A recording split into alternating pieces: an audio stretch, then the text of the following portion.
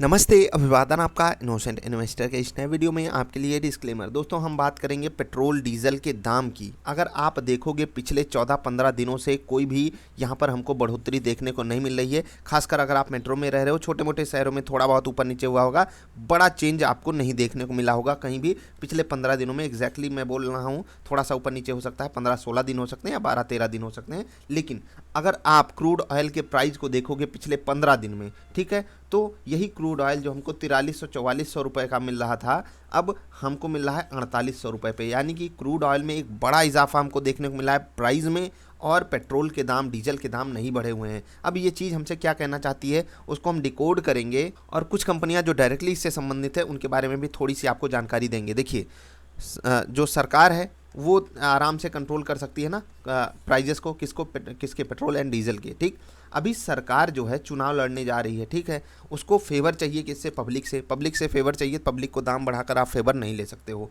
ठीक है। अगर आप उनको बढ़ा हुआ दाम दोगे, पब्लिक आपको वोट नहीं देगी। और बहुत सारी जगहों पे पेट्रोल का प्राइस 100 से बस क्लोज टू 100 का मार्क छूने ही वाला है। अब सोचिए कि अगर सरकार इसको बढ़ने देती तो ऑफकोर्स सी बात है, बहुत जगहों पे पेट्रोल 100 पार हो गया होता, लेकिन सरकार ने रोक के रखा है, जबकि क्रूड के दाम लगातार ऊपर जा रहे हैं। इसका मतलब क्या है कि सरकार ने जो है वो ऑयल मार्केटिंग कंपनियों पे ज़बरदस्त प्रेशर डाला हुआ है कि आप अपने मार्जिन को कम कीजिए और चुपचाप पेट्रोल का दाम जितना है उतना ही रखिए। सरकार ने तो अपना कोई मतलब होता है ना कि अपने तरफ से कोई छूट नहीं दी। ऑयल मार्केटिंग कंपनियों को अपने ऊपर डेंट लेना पड़ेगा ही पड़ेगा, ऑफकोर्स सी बात है। अब सोचिए कि बीपीसीएल को छोड़ दिया जाए, जहाँ पर एक बड़े डिविडेंड की हमको उम्मीद दिखाई दे रही है, मिलने भी वाला है। Let's hope for the best कि जो भी शेयर होल्डर्स हों उनको बढ़िया मिले, तो आप भी यहाँ पर अपने हिसाब से ट्रांजैक्शन कर सकते हो। रिस्क रिवार्ड आपको अगर समझ में आता है तो आप खरीद सकते हो। लेकिन अब आप सोचिए, हिंदुस्तान पेट्रोलियम जैसी कंपनियां, आईओसी इंडियन ऑयल कॉरपोरेशन जैसी कंपनियां,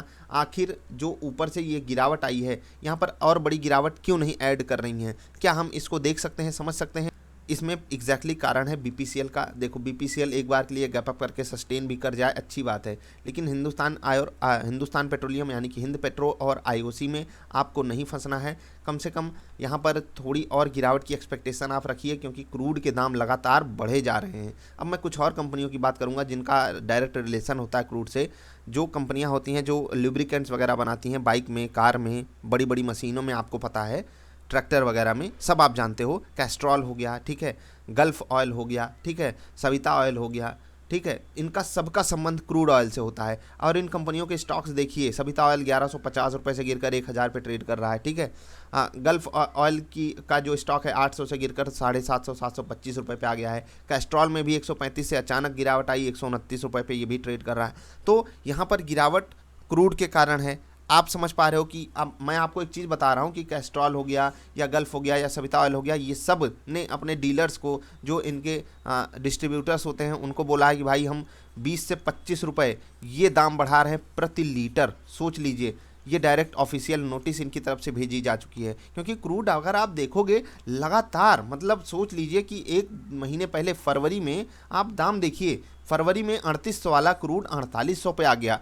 तो इन सबको चोट पड़नी ही पड़नी है। अब हम अगर एक बार के लिए कह दें आईओसी, हिंदुस्तान पेट्रोलियम, बीपीसीएल को चोट पड़ेगी, बिल्कुल पड़ेगी, क्योंकि सरकार ने अगर दाम बढ़ाने से रोका है तो इन कंपनियों को अपने मार्जिन पे डेंट लेना पड़ेगा। इसलिए अगर आप यहाँ पर हो तो थोड़ा सा सावधान रहिएगा। मैं ये नहीं कह रहा हूँ ये कंपनियाँ गिर जाएंगी, लेकिन आपको एनालिसिस ज़रूर करना है कि किस तरीके से ये चीज़ें हो रही हैं। सरकार दाम नहीं बढ़ाने दे रही है, तो हो सकता है आपको यहाँ पर एक डेंट देखने को मिले। और आपने कारण समझ लिया होगा क्यों आखिर ये कंपनियां गिर रही हैं। Castrol, gulf oil, Savita oil या फिर हिंदुस्तान पेट्रोलियम ही आप ले लीजिए। बीपीसीएल में यहाँ पर जो अचानक से गिरावट आई थी, आप जानते हो, यहाँ पर कुछ डील्स वगैरह हो रही थी, उसको मैंने एक्सप्लेन भी किया हुआ है अलग से वीडियो में। और बीपीसीएल में जो 50 रुपये के आसपास का डिविडेंड आने वाला है, उसकी भी मैंने आपके सामने वीडियो रखी हुई है, वो ज़रूर देख लीजिएगा। अब आप समझ गए होंगे कि जो पिछले 15 दिन से सरकार ने दाम नहीं बढ़ाने दिया है इन ऑयल मार्केटिंग कंपनियों को, इसके पीछे का इंटेंशन क्या है? सरकार अपने लिए फेवर चाहती है पब्लिक से, इसलिए वो दाम नहीं बढ़ाने दे रही है। अब इसके पीछे का कारण आप खुद से डिकोड कीजिए। अगर आपको वीडियो पसंद आए तो लाइक कर देना, चैनल पसंद आया